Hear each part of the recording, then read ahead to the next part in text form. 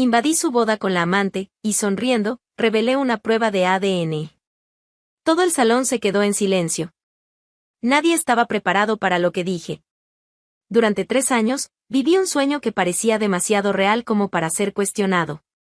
Y tal vez precisamente por eso, por parecer tan perfecto, tardé tanto en despertar. Mi nombre es Lorena Rivas y, durante mucho tiempo, creí que Íñigo Salvatierra era el amor de mi vida. Íñigo. Ah, Íñigo. En Sevilla lo llamaban visionario. Un empresario seductor, sofisticado, siempre de traje impecable y palabras dulces. La forma en que me miraba me hacía olvidar el mundo, ojos verdes, profundos, como si escondieran un secreto que yo deseaba descifrar a toda costa. Cuando se acercaba, todo se volvía más tranquilo. Me sentía segura. Deseada. Elegida. Nuestra historia empezó de manera intensa. Me conoció en una exposición de arte y, desde el primer encantado, cariño, me envolvió con su voz grave y tono encantador. En pocas semanas, ya éramos inseparables. A los 3 meses, se mudó a mi apartamento. Y sin darnos cuenta, empezamos a vivir como marido y mujer, aunque sin alianzas. Yo cocinaba mientras él hablaba por teléfono con clientes influyentes.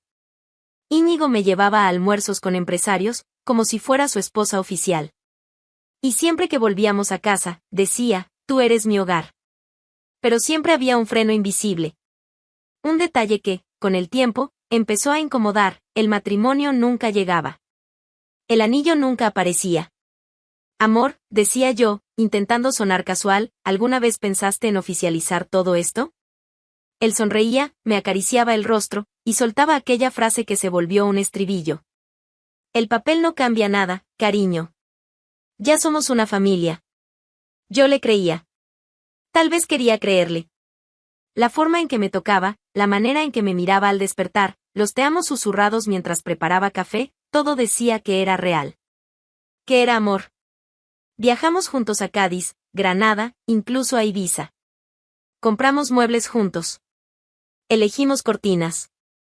Hice planes. Incluso imaginé hijos. Estaba segura de que él también lo veía así, porque una noche me dijo: cuando sea el momento, tendremos nuestra casa con jardín y 2 hijos corriendo por ella. Pero en el momento justo. No era solo su encanto. Íñigo tenía una manera de hacer que cualquier mujer se sintiera la única en el mundo. Y por eso, nunca sospeché. O mejor dicho, cuando sospeché, cerré los ojos. Era demasiado feliz como para enfrentar una verdad que quizás ya intuía en el fondo. Hasta que todo se vino abajo. Una mañana cualquiera. Sin aviso, sin contexto, sin una pelea previa. Estaba en el baño, peinándome, hablando sobre el viaje que planeaba para el fin de semana. Él entró en la habitación, callado, con el rostro pálido y los ojos, fríos. Completamente diferentes. Como si nunca me hubieran mirado con amor. Me giré con una sonrisa. Él me miró como quien habla con una desconocida. Me voy, dijo, con una frialdad que me atravesó como un disparo. ¿Cómo que te vas? Pregunté, sin entender nada. ¿A dónde? ¿Por qué? Suspiró. Ni siquiera había enojo. Solo indiferencia. Nunca te amé, Lorena. Me quedé porque era conveniente. El mundo me dio vueltas. Pensé que era una broma. Solté una risa nerviosa, esperando que dijera que estaba jugando, que era una forma extraña de discutir. Pero no dijo nada más. Tomó una mochila que ya estaba lista. Salió. Y no miró atrás. No hubo lágrimas de su parte. Ni vacilación. Solo el silencio de alguien que se había ido hacía mucho tiempo, solo que se había olvidado de avisar.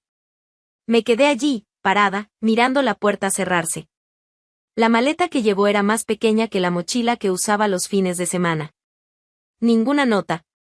Ninguna explicación. Solo el vacío. Esa mañana, Íñigo Salvatierra borró 3 años de mi vida como quien elimina un archivo no deseado. Con un clic. Sin remordimiento. Y allí, en medio del apartamento que aún olía a su perfume, me di cuenta, tal vez él nunca estuvo realmente allí. Es extraño cómo el mundo puede seguir normalmente mientras el tuyo se desmorona. como si el caos dentro de mí fuera invisible para el resto de Sevilla. Íñigo se fue. No explicó, no dudó, no pidió perdón. Simplemente se fue. Y con él, se llevó mi rutina, mi equilibrio, mi fe en lo que habíamos vivido. En los primeros días, el tiempo dejó de tener sentido. Despertar dolía. Dormir era imposible. Mis manos temblaban incluso cuando estaba quieta. Lloraba en la ducha, en la cocina, incluso sentada en el suelo del cuarto con una de sus camisas entre los brazos. Me preguntaba cómo alguien podía desaparecer así, como si nunca hubiera sentido nada. Ninguna duda. Ningún titubeo. Solo esa frase cortante, nunca te amé. Me quedé porque era conveniente. Gritaba su nombre por la casa. Supliqué por respuestas, revisando los últimos mensajes, intentando encontrar pistas de cuando empezó todo a derrumbarse. Pero no había respuesta, ni vuelta atrás, ni indicios. Nada. Ni una nota, ni una última mirada. Solo silencio. El silencio cruel de quien cierra una puerta sin hacer ruido. Intenté llamarlo. Mandé mensajes. Envié correos.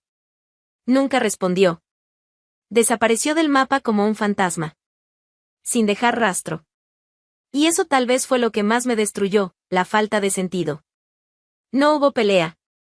No hubo crisis. Solo el vacío. Durante semanas, fui un cuerpo presente y un alma ausente. No salía de casa. No respondía a llamadas. Mis padres vinieron 2 veces. Fui grosera, les pedí que me dejaran en paz. Necesito tiempo, decía, cuando en realidad ni siquiera sabía que necesitaba.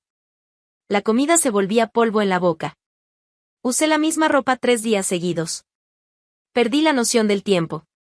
Y había algo aún peor que el dolor, la humillación. La certeza de que, durante 3 años, fui engañada. Que mientras yo hacía planes, él hacía cálculos. Que los te amo que susurraba eran frases ensayadas. Que yo era conveniente, accesible, cómoda. Pero nunca amada. Recuerdo el último viaje que hicimos juntos. Él dormía en el vuelo, y yo lo miraba, pensando que tenía suerte. Que había encontrado a alguien maduro, tranquilo, comprometido. Que solo era cuestión de tiempo para casarnos. Incluso empecé a dibujar en una libreta ideas para el vestido. ¡Qué ridículo! Ahora todo eso parecía una broma cruel. Pero, en algún momento, entre las sábanas desordenadas y los mensajes ignorados, algo cambió. El dolor se transformó en rabia. Y la rabia, poco a poco, se volvió impulso. Ganas de levantarme. De demostrar que él podía haberme dejado, pero no destruido. Empecé a arreglarme, aunque no saliera. Puse música a todo volumen, solo para romper el silencio. Abrí las ventanas. Organicé los cajones y tiré todo lo que me recordaba a él, notas, boletos de cine, fotos. Cada objeto en la basura era como un hilo cortado de la prisión emocional en la que él me dejó. Una tarde, me corté el cabello. Fue liberador. Salí del salón sintiéndome otra mujer, aunque por dentro aún estuviera en ruinas. Volví a caminar por las calles. A observar a las personas. A respirar. Fue en una de esas caminatas que algo sucedió. El día estaba claro, el cielo sin nubes, y yo acababa de salir de una farmacia en el centro. Era una tarde cualquiera, sin ningún significado especial. Caminaba distraída, con la bolsa en la mano y los pensamientos lejos, cuando vi a una mujer joven cruzando la calle. Llevaba un bebé en brazos, acurrucado contra su pecho. Parecía cansada, pero serena. La miré sin pensar. Sonreí, quizá por ese instinto automático que despiertan los niños. Siempre me imaginé siendo madre. Ver a una mujer con su hijo en brazos todavía me conmovía, a pesar de todo. Pero mi sonrisa se deshizo en un segundo. El bebé se giró en el regazo de su madre, y nuestras miradas se cruzaron. Verdes. Verdes como los de Íñigo. ¡Qué bebé tan lindo!, comenté con una sonrisa leve, natural, al acercarme a la mujer que acababa de acomodar al niño en su regazo. Sus ojos son muy llamativos. Así de verdes, es raro. Ella me miró y sonrió, sin desconfianza. Era una mujer joven, de rasgos suaves, cansada, pero bonita.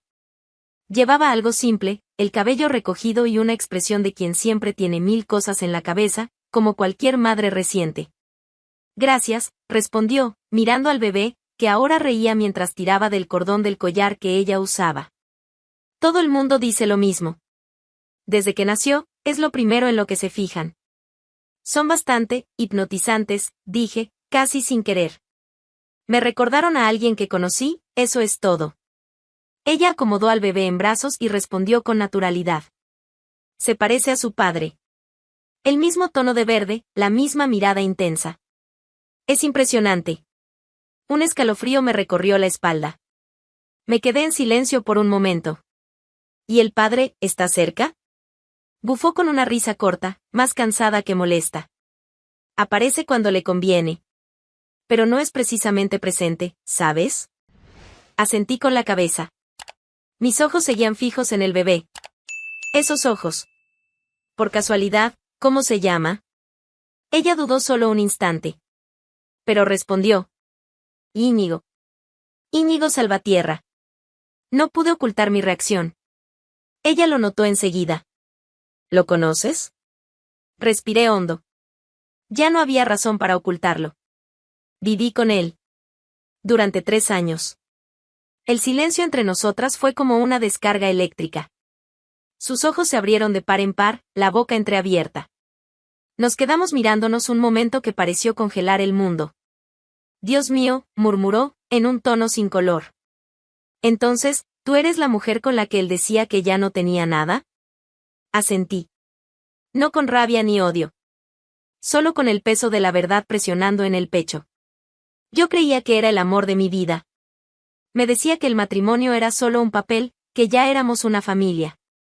Hacíamos planes, veíamos casas, hablábamos de hijos, mientras él estaba contigo.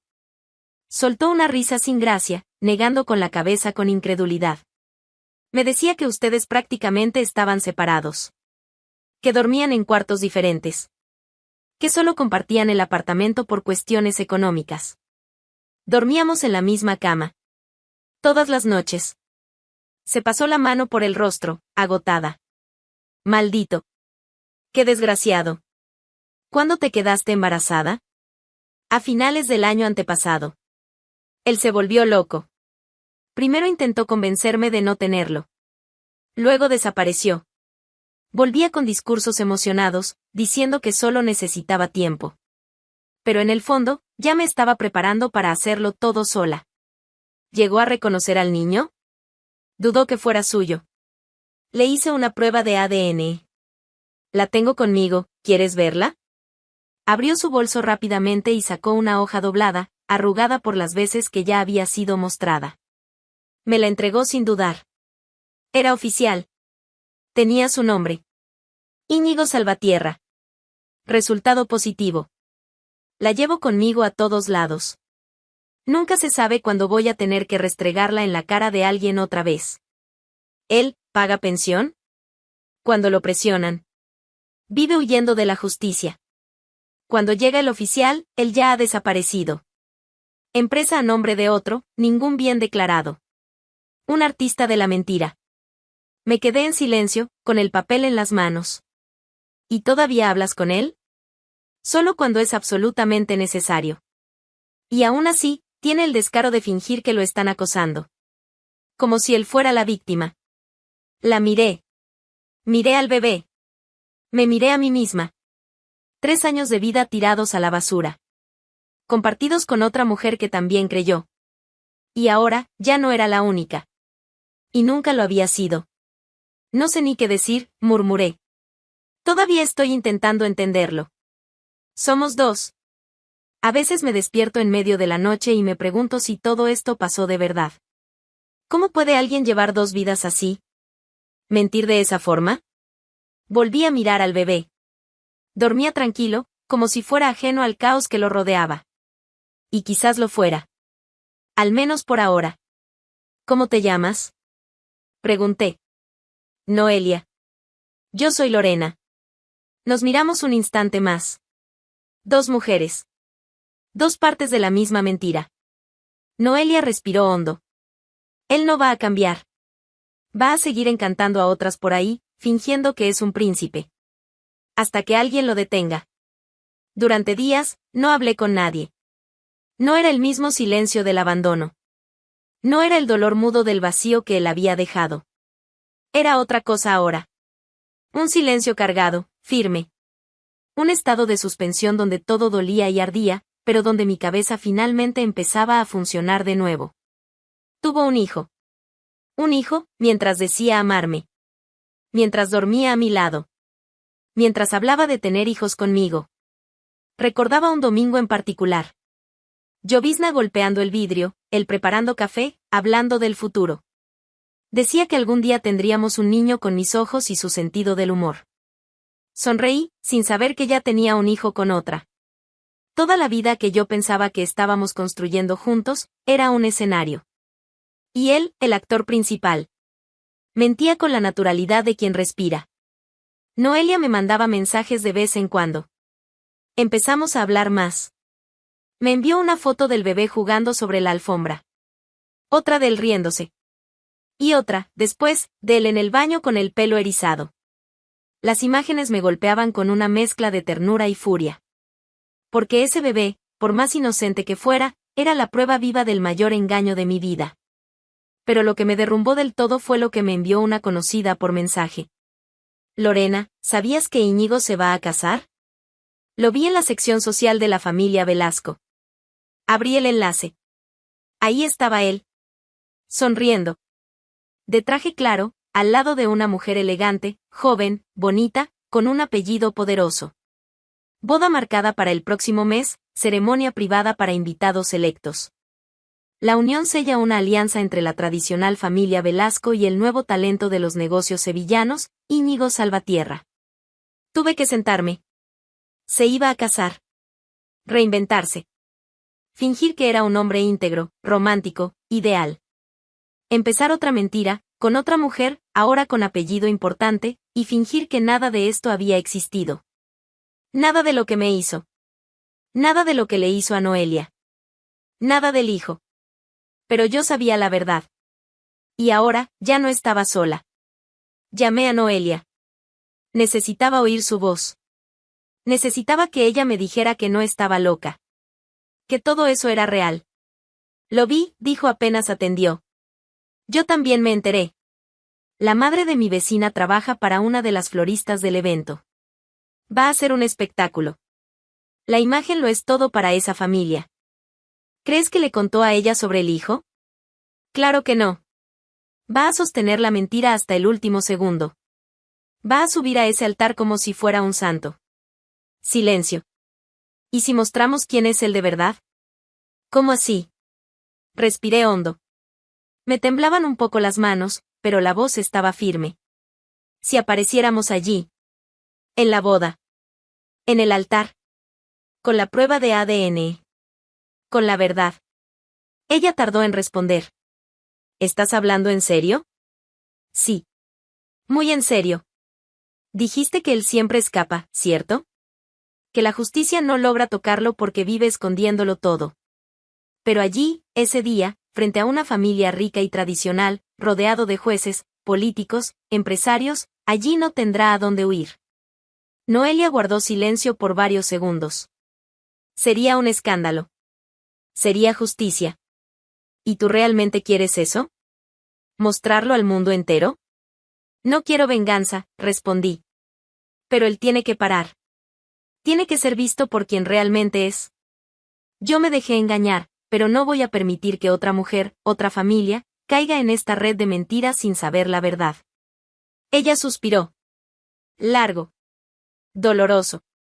Estoy dentro. Nos encontramos 2 días después en una cafetería discreta, lejos del centro. Llevamos todos los papeles. La prueba de ADN.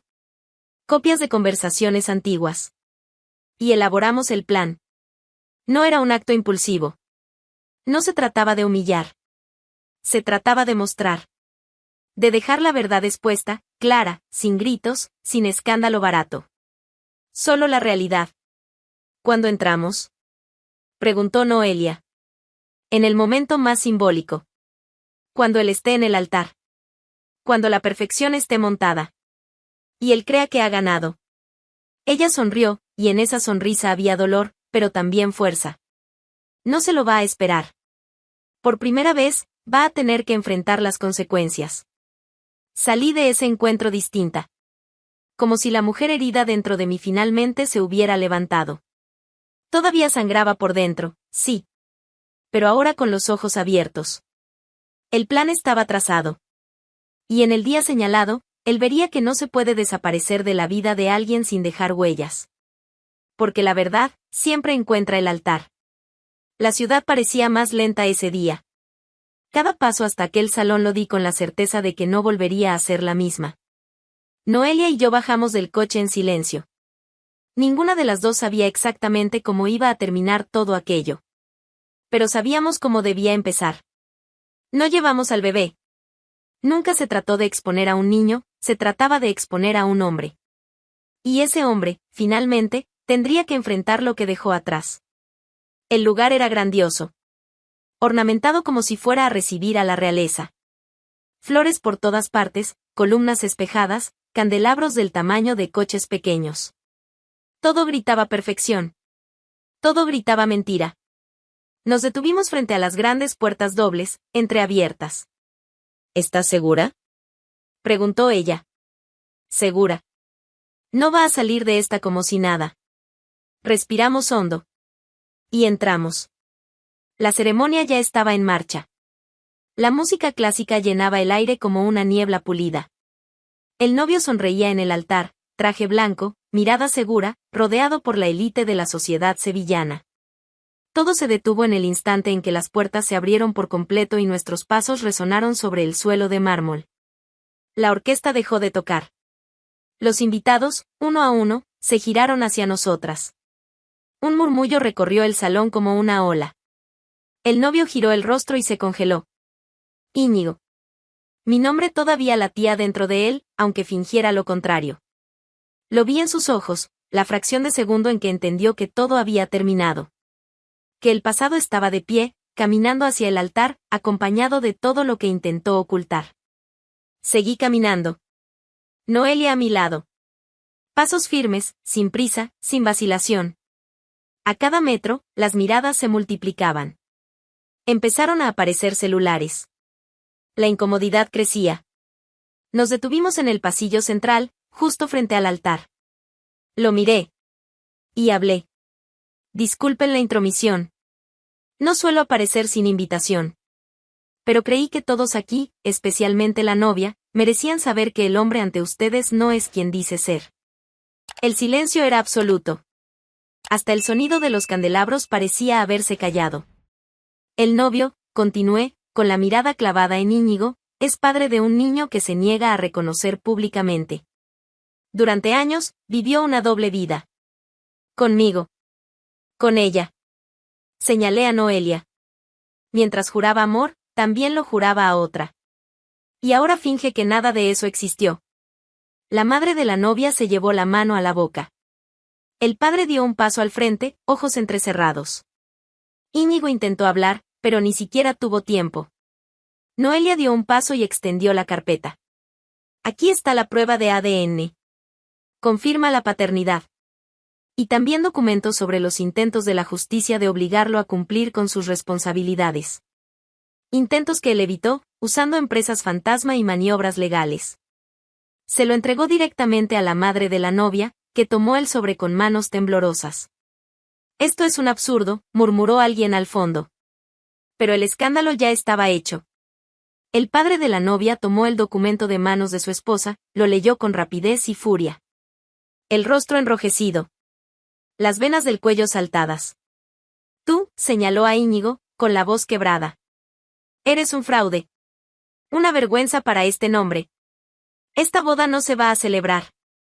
La novia lloraba. Estaba paralizada. Luego, con un movimiento seco, se quitó el velo de la cabeza, arrugó la tela entre las manos y la rasgó en dos partes. Debí haber escuchado, dijo, mirando a sus padres. Todos decían que era demasiado perfecto. Lo era. Íñigo dio un paso. Su voz falló. Yo puedo explicarlo. No puedes, lo interrumpí. Porque ya no se trata de explicar. Se trata de enfrentar. Las burlas llegaron. No como en un estadio, sino en forma de miradas. De gestos discretos. De personas que apartaban la vista, asqueadas. De celulares que ahora grababan todo. Registros eternos de la máscara cayendo. Íñigo se quedó allí. Inmóvil. Los hombros encorvándose. Por primera vez, sin control. El príncipe encantado había sido desenmascarado. Y ahora, nadie quería seguir el cuento de hadas. Siempre creí que la verdad era algo silencioso. Que llegaba en susurros, con el tiempo, cuando ya no importaba. Pero aprendí que, a veces, viene como un trueno. Revienta en medio de la fiesta. Rasga velos. Hace temblar las paredes. Eso fue exactamente lo que le pasó a Íñigo. Después del escándalo en el altar, el mundo que tan cuidadosamente había construido se vino abajo, y no en silencio. Fue ruidoso. Fue público. Fue merecido. Al día siguiente, el video de la ceremonia ya estaba en todas las redes. No solo en las cuentas personales de los invitados curiosos, sino en los sitios de chismes de Sevilla, en las columnas de escándalos sociales e incluso en portales de negocios. Empresario es desenmascarado en su propia boda, hijo fuera del matrimonio y pensión judicial negada. Lo vi 1, 2, 10 veces. No con placer. Con incredulidad. Como alguien que necesita repetir la escena para asegurarse de que fue real. Ahí estaba él, el hombre que un día me prometió un futuro, siendo desenmascarado por mí, delante de todos los que creían conocer su versión editada. En los días que siguieron, Íñigo intentó contener los daños. Contrató asesoría de crisis, publicó una nota con frases vacías sobre desacuerdos del pasado y asuntos personales mal resueltos que no reflejan quién soy hoy. Un intento de parecer arrepentido. Pero nadie le creyó. Porque ahora había pruebas. Videos. Documentos. Personas reales. Aquellas palabras dulces que él siempre usaba ya no surtían efecto. Empresas que hacían negocios con él empezaron a alejarse. Inversores desaparecieron. Socios antiguos cortaron lazos. Incluso entrevistas que había dado a revistas de emprendimiento fueron borradas de los sitios web. Como si todos finalmente entendieran que la imagen que vendía no era más que eso, una imagen. Un producto bien envuelto, pero completamente podrido por dentro. Noelia presentó la demanda judicial ese mismo día.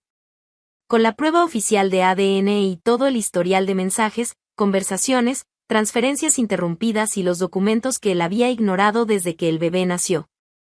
En semanas, el juez concedió el reconocimiento formal de paternidad e impuso una pensión justa. No se podía borrar el abandono, pero al menos se podía garantizar lo mínimo. Claro, él intentó impugnar.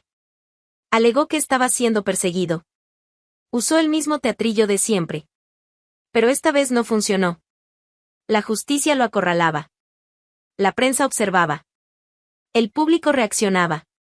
Vi un titular que decía, Salvatierra, de ídolo a vergüenza, la caída de un nombre prometedor. Y fue exactamente eso. Íñigo se volvió sinónimo de engaño. De cobardía. De escándalo. Mientras tanto, Noelia empezaba de nuevo. Con firmeza.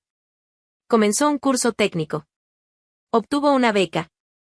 Consiguió un trabajo de medio tiempo. Yo la admiraba en silencio. Siempre imaginé que la fuerza era ruidosa, pero en ella era calma. No gritaba. No se victimizaba. Simplemente seguía adelante. En cuanto a mí, yo también comencé de nuevo. Sin público. Sin anuncio. Con el tiempo, las cosas dejaron de doler. Aún dolían, claro. A veces, cuando recordaba ciertos detalles, sentía un nudo en el estómago. Pero ya no era destructivo. Era solo un mal recuerdo entre tantos. Y los malos recuerdos, uno aprende a cargarlos sin dejar que pesen demasiado. Algunas personas conocidas me enviaron mensajes en las semanas siguientes. Algunas ofreciendo apoyo, otras queriendo detalles. Solo agradecía. No alimentaba. Ya bastaba con haberlo vivido. No necesitaba contarlo de nuevo. Una tarde, vi a Íñigo en una cafetería del centro. Estaba solo, sin traje, visiblemente abatido. Intentaba hablar por teléfono, irritado, mientras la dependienta lo ignoraba atendiendo a otra persona. Miró a su alrededor, me vio y bajó la mirada. Fingió que no era él. Que no me conocía. Que no había hecho nada. Sonreí. No porque sentí placer. Sino porque sentí alivio. Ya no necesitaba nada de él. Ni explicaciones, ni disculpas, ni justicia. Ya tenía todo lo que necesitaba, mi paz. Y la conciencia tranquila de no haber permitido que él borrara a la mujer que fui antes de él. Un día, me crucé con Noelia en un parque. Estaba con Samuel en el cochecito. Ya caminaba, decía algunas palabras entrecortadas. Me miró con esos ojos verdes y sonrió. Y, por un instante, aquello que un día me dolió, me pareció hermoso. No por él. Sino por nosotras. Por haber sobrevivido. Nos sentamos en un banco cualquiera. Nos quedamos en silencio, observando al niño correr tras una paloma, tropezando con sus propios pies. Le encantan los pajaritos, dijo Noelia. Tal vez porque no mienten, respondí. Ella rió. Y yo sonreí también. Una sonrisa limpia. De alivio. De cierre. Porque quien se va sin ser expulsado, un día es invitado a salir, con humillación. Y a Íñigo, lo echaron. Delante de todos. Como debía ser. Pues sí, boda de lujo, novio desenmascarado y prueba de ADN en mano, ya ves que fue tremenda fiesta, ¿no? Ahora cuéntanos, ¿tú habrías hecho algo diferente o habrías ido aún más lejos? Comenta que queremos saberlo todo,